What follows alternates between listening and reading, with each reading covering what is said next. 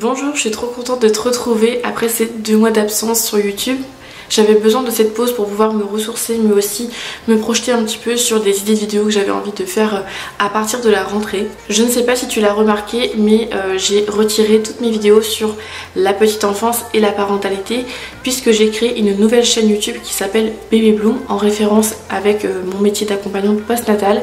Donc si tu souhaites retrouver toutes ces vidéos, je t'invite à aller les découvrir, je te mettrai le lien ici. J'espère que tes vacances se sont bien passées et si jamais tu as travaillé, j'espère que tout s'est bien passé pour toi. En tout cas pour ma part, j'ai eu aucune vacances, j'ai bossé tout l'été et je suis vraiment ravie de revenir pour te filmer du coup des vidéos. J'avais très envie dans ces vidéos de te partager mes 2 nouveaux petits chats. J'avoue qu'honnêtement ça fait longtemps que je devais faire cette vidéo là parce que maintenant les filles ont plus d'1 an mais j'ai jamais trouvé le temps, jamais trouvé aussi l'inspiration de comment j'avais envie de procéder pour cette vidéo là.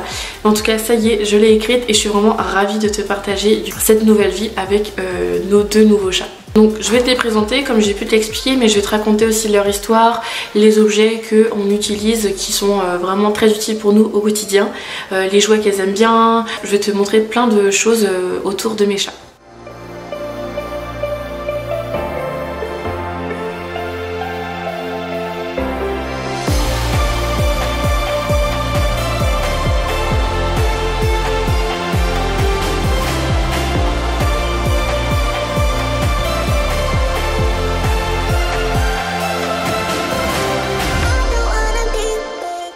Je sais pas si tu te souviens mais notre premier chat s'appelle Pax, c'est un chat européen tout noir avec les yeux jaunes.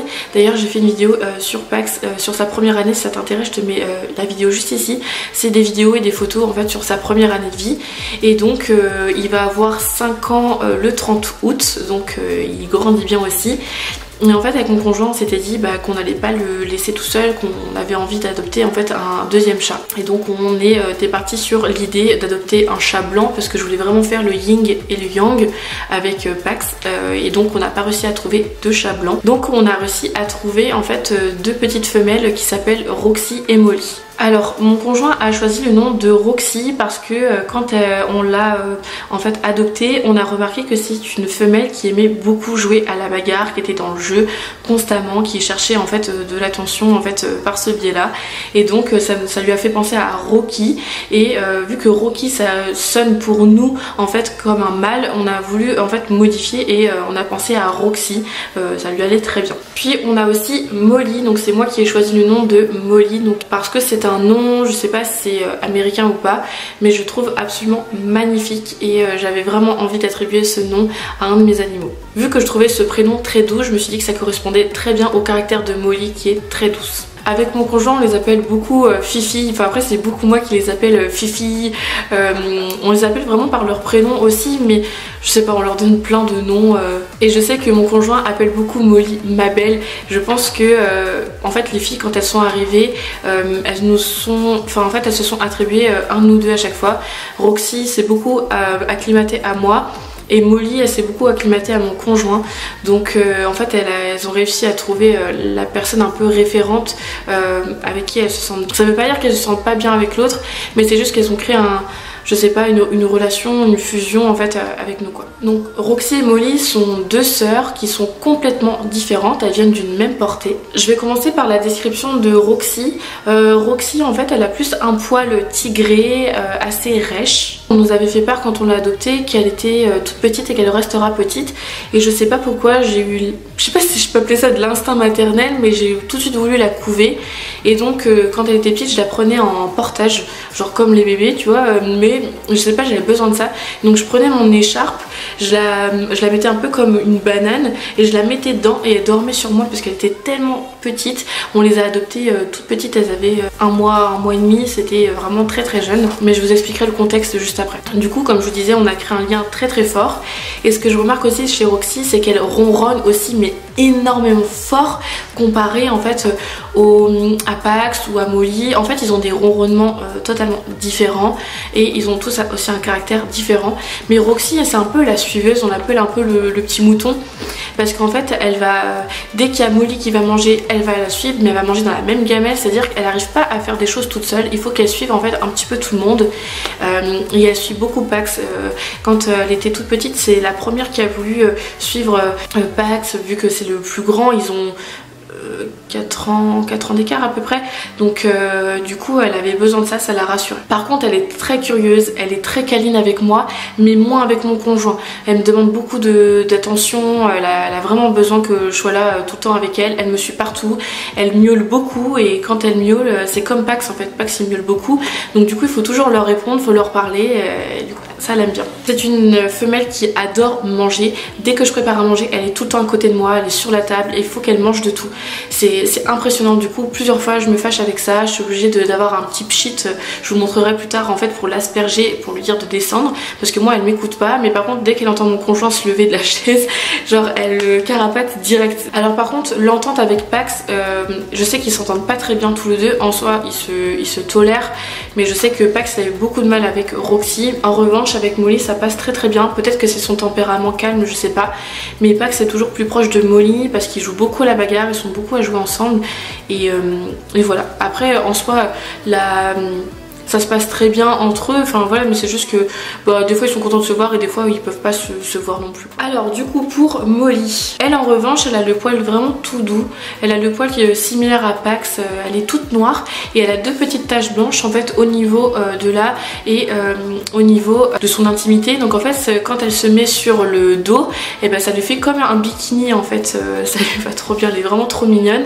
et elle a une petite tête de loup, donc je pense que c'est ça qui a plu à mon conjoint, parce que mon conjoint il aime bien tout ce qui est assez loup et tout, et c'est vrai que dès le départ on s'est dit elle a une tête de loup, elle est trop mignonne. Et d'ailleurs, petite chose que je voulais aborder, c'est que quand elles étaient toutes petites, c'était impossible pour nous de les différencier. On avait pensé aussi à leur mettre un collier, mais on s'est souvenu qu'avec Pax, lorsqu'on lui avait mis un collier, eh bien il a encore la trace et les poils ne repoussent plus. Donc on avait décidé d'attendre qu'elles grandissent et de voir en fait si on arrive à les différencier. Aujourd'hui on y arrive mieux parce que le poil n'est pas le même, la tête n'est pas le même. Molly elle a une petite tête par rapport à son corps et je trouve qu'elle a un corps assez difforme, c'est-à-dire qu'elle a un gros bidon mais pourtant elle mange pas plus, enfin pas... Elle reste quand même dans sa courbe, mais je sais pas, elle a une façon de marcher qui est un petit peu... elle est un peu pâteau, je sais pas comment expliquer, mais elle est trop mignonne, elle est très attachante, elle est vraiment très douce, elle est très peureuse. Par contre, elle ne supporte pas voir des gens qui viennent à la maison, elle se cache sous les armoires, derrière notre lit, elle a besoin d'être dans une bulle de confiance, et voilà, en tout cas elle est vraiment trop kiki. Elle n'aime pas du tout les câlins, elle n'aime pas qu'on la porte, elle a vraiment besoin d'être en confiance et je sais qu'elle se sent vraiment en confiance avec mon conjoint parce que quand elle était toute petite elle préférait qu'aller sur mon conjoint. Moi j'ai eu beaucoup de mal à créer un lien avec elle. Notre lien s'est créé quand moi j'étais en fait au chômage il n'y a pas longtemps pour une reconversion professionnelle et c'est vrai que c'est là qu'on a réussi à créer un lien parce que j'étais beaucoup à la maison, elle était beaucoup avec moi, elle était rassurée, mais c'est vrai qu'il nous a fallu un petit peu de temps. C'est une femelle qui mordit beaucoup, elle a un énorme besoin de mordre tout ce qui l'entoure. Elle est très proche de Pax et souvent ils dormaient ensemble, voilà, ils sont extrêmement proches. Donc voilà, au niveau de la relation qu'ils peuvent porter avec Pax, nous on les considère comme des frères et sœurs, même si bien sûr ils sont pas de la même portée. Alors comment on les a adoptés? Alors c'est très simple, comme je disais tout à l'heure, c'est qu'on était à la recherche d'un chat blanc à la base, on était prêt à aller à la SPA et tout pour voir parce qu'il n'y avait aucune annonce. On a pas mal, moi j'ai des amis de mes parents qui m'ont proposé des chats et tout, mais j'avais pas aimé le contexte en fait en mode si on les prend pas, bah ils allaient subir la maltraitance et on n'avait pas envie de ça, on n'avait pas envie d'honorer ça parce que ça faisait pas partie de nos valeurs. Mais du coup on attendait, on s'est dit que peut-être c'était pas le bon moment et tout, et qu'on voulait attendre, on voulait vraiment réfléchir davantage. Et puis un jour ma belle-sœur en fait nous a dit bah tiens, vous connaissez une personne, je sais pas si c'est au niveau amical ou pas, mais qui restait en fait dans la portée deux petites femelles noires que personne ne voulait par rapport aux superstitions et tout. Et donc dans cette même portée ma belle-sœur elle avait adopté un petit chat qu'elle a appelé Ouche Ushuaïa parce que c'était l'année des U. Nous c'est vrai qu'on n'a pas réussi à trouver de U pour les filles, donc du coup on a dit qu'on allait prendre d'autres prénoms. Du coup, elle nous disait quand elle avait été la voir sa femelle aussi, elle nous disait il reste deux petites femelles noires. Donc on s'est dit bon on va aller voir, etc. On a été très bien accueillis et reçus par la dame qui nous a du coup présenté les filles et tout. Elle était même très attachée aux filles. Elles étaient toutes petites et elles étaient déjà très fusionnelles, elles dormaient ensemble déjà quand on était venu les voir. On avait déjà pris la caisse au départ parce qu'on s'est dit si on a un coup de cœur on pourrait repartir avec elles. Et donc en fait on a été vraiment très touchés et tout par les filles, elles sont trop mignonnes. Sauf qu'en fait on n'avait pas réussi à faire un choix à ce moment-là pour si on allait prendre une des femelles quoi. Parce que moi mon conjoint était parti sur l'idée et moi aussi de récupérer en fait qu'un chat. Et en fait quand on a vu le contexte dans lequel elle vivait, c'est-à-dire qu'on avait vu la mère de Molly et Roxy qui était vraiment dans une fragilité absolue où ses tétons elle tombait, elle était très maigre, en fait elle faisait portée par portée. Ce sont des chats qui n'ont jamais vu de vétérinaire, qui n'ont jamais eu de soins, en fait je sais pas en fait pour quelle raison, ça ne me regarde absolument pas, mais en fait quand j'ai regardé mon conjoint je me suis dit on les prend toutes les deux parce que j'avais vraiment peur du sort qu'elles allaient vivre. Je n'avais pas envie qu'elles vivent le même sort que vivait leur maman, et je sais que mon conjoint il s'est senti dans une impasse où il s'est dit 3 chats ça va être énorme, et j'en avais bien conscience, mais je voulais vraiment les sauver parce que je sais qu'il y avait quand même des choses qui étaient très gentilles, qui étaient très bien amenées avec les filles, où je sais qu'elles étaient très bien nourries, etc. Mais du côté des soins, moi ça me posait souci et j'avais pas envie qu'elles subissent le même sort. Donc on avait décidé d'adopter du coup ces 2 femelles. On les a adoptées, on n'a rien payé du tout. Voilà, parce qu'il restait ces 2 petites et j'avais pas envie de les laisser toutes seules, donc du coup on les a récupérées. On n'avait pas eu la chance de prévenir Pax en amont, c'est arrivé comme ça, on est rentré et il nous a fait un peu la tête parce qu'il n'avait pas compris, et donc il les a vus, il les a sentis, il jurait beaucoup au départ, il n'acceptait pas en fait que les filles soient là. Les filles elles avaient un peu peur parce qu'elles étaient toutes petites, elles avaient même pas fini d'être sevrées, elles tétaient beaucoup en fait, le petit matelas en fait qu'elles avaient, c'est une sorte de petite boule en fait à poil, et Roxy elle faisait beaucoup de petits malaxages comme ça et elle tétouillait beaucoup, donc c'était pas évident, on faisait du mieux qu'on pouvait. Et c'est vrai que je voulais vraiment les sauver de là quoi, parce que moi je suis très sensible au niveau des animaux, je supporte pas les abandons, je supporte pas la maltraitance, je suis très fragile par rapport à ça, et donc je m'étais dit on va les sauver de là. Je pense qu'on a fait au mieux pour pouvoir les sauver. Je sais que sûrement je vais me prendre des attaques dans les commentaires en me disant oui il y a d'autres chats à la SPA qui attendent d'avoir une famille, c'est vrai, mais je me dis que ça aurait pu être probablement aussi ces filles-là qui auraient pu se retrouver à la SPA parce qu'elles n'ont pas eu de soins, ou alors qu'elles se seraient... Enfin, je sais pas ce qu'elles auraient pu subir, quoi. Donc, j'espère que vous respecterez notre choix, du coup, dans les commentaires, et que vous serez vraiment d'une bienveillance infime par rapport à ça. Et en fait, tout ça, ça s'est passé en juin 2023. Elles sont nées en mai 2023 et elles ont eu justement 1 an au mois de mai. On a fêté leur anniversaire, on leur a acheté de la pâtée, elles étaient trop contentes. Et une fois qu'on les avait adoptées, justement, on a pris direct rendez-vous chez le vétérinaire. Elles ont été pucées, vermifugées, elles ont été aussi stérilisées un peu plus tard parce qu'on attendait du coup les premières chaleurs par rapport à ça. Donc voilà, on sait déjà que en fait Pax était déjà castrée, on savait qu'il n'y allait pas avoir de soucis par rapport à ça, mais du coup on a quand même voulu en fait les protéger. Moi je suis très sensible par rapport aux opérations, quand il s'agit des vaccins je détourne la tête parce que je peux pas. Donc du coup c'est mon conjoint qui a géré en fait, il avait posé sa journée pour emmener les filles, il les avait récupérées le soir. Du coup voilà, elles étaient fatiguées mais sans plus quoi, elles avaient pas souffert non plus. Bon, elles avaient toujours un petit bandage et tout, on n'a même pas eu besoin de mettre la collerette parce que au final elles ont été hyper cool par rapport à ça. Mais c'est vrai que c'est des moments où je n'aime pas trop, mais je me dis c'est pour leur bien et pour éviter qu'il y ait des portées sur portées. Donc du coup voilà, le mois prochain nous on y retourne pour faire le rappel de vaccin qu'on fait chaque année. Pax c'est au mois de janvier et les filles c'est au mois de septembre. On a un très bon vétérinaire qui est du coup aux alentours de Caen et qui est vraiment très gentil, qui est vraiment petit soin. Le cadre est vraiment très joli, et c'est vrai que je lui fais vraiment une confiance infime à ce vétérinaire. Je lui ai toujours fait part de mes craintes, voilà, il comprend, il me dit vous inquiétez pas ça va bien se passer et tout. Il est vraiment très très doux, très bienveillant, donc ça c'est vraiment agréable. Au début elles avaient les yeux verts et j'étais persuadée qu'elles allaient garder leurs yeux verts parce que je les trouvais vraiment trop mignonnes avec, mais au final ça a tourné vers les yeux jaunes comme Pax. Donc en fait ils se ressemblent, on dirait vraiment qu'ils viennent du même portée alors que pas du tout, mais ils sont vraiment trop mignons. Pour le coup elles portent aussi la même race que Pax, ce sont des chats européens. Ce qu'il faut savoir c'est que quand elles étaient petites ça a été très dur les nuits pour nous parce qu'en fait elles dormaient beaucoup la journée et très peu la nuit, donc c'était tout le temps le bazar, elles avaient tout le temps envie de jouer à la bagarre, tout le temps envie de jouer. Et par contre ça c'est chouette avec elle parce qu'on avait plein de jouets à la maison que Pax il n'avait pas du tout envie de jouer. La seule chose qu'il aime Pax lui c'est tout ce qui est laser, les cannes à pêche et tout, et du coup on avait encore plein de jouets à la maison que personne n'avait envie de jouer sauf les filles, donc on s'est dit que c'était vachement rentable parce que du coup elles jouent avec les jouets que Pax n'a pas envie. Donc ça c'est trop chouette. Aujourd'hui elles se sont bien adaptées à notre rythme et ça c'est super chouette parce que vraiment on avait une dette de sommeil et moi je comprenais absolument du coup ce que les parents vivaient quand ils me disaient oui moi j'ai pas beaucoup dormi parce que mon enfant se réveille toutes les nuits. Je comprends parfaitement parce que nous c'était pareil, quand ils sont petits comme ça c'est vraiment pas évident et il a fallu faire des siestes pour rattraper le sommeil et tout.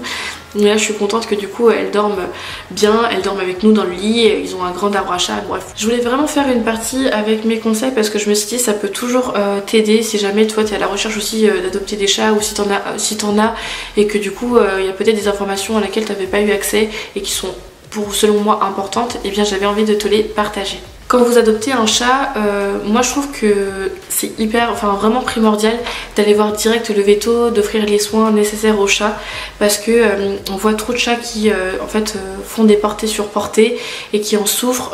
On voit beaucoup de chats abandonnés, beaucoup d'animaux à la SPA. Déjà les SPA sont blindés, donc je trouve que c'est important de se dire voilà, quand on adopte des chats, même pas que des chats mais des animaux de façon globale, de vraiment prendre l'entièreté de l'animal et de se dire bon bah voilà, si on adopte tel chat peut-être qu'on va pouvoir on va pas pouvoir partir en vacances quelques temps, ou peut-être qu'on peut trouver des personnes bienveillantes. Nous je sais que on a nos amis qui habitent pas très loin et on les considère comme les tontons et tatas pour nos chats, et à chaque fois si on part on sait qu'on peut compter sur eux parce qu'ils viennent, ils jouent avec eux, ils leur offrent beaucoup d'amour et on est vraiment rassurés. Mais c'est vrai que c'est des choses à laquelle il faut penser parce qu'un animal ça s'abandonne pas, c'est comme si en fait on abandonnait un enfant, et je me dis on ne serait pas capable de le faire, donc il faut juste faire attention à ça et de prendre en compte l'animal en lui-même et de tout ce que ça représente aussi au niveau coût financier, au niveau des soins appropriés, des croquettes, etc. Donc bref, il y a pas mal de choses à voir quoi. Le choix de la castration et de la stérilisation regarde à proprement parler chacun.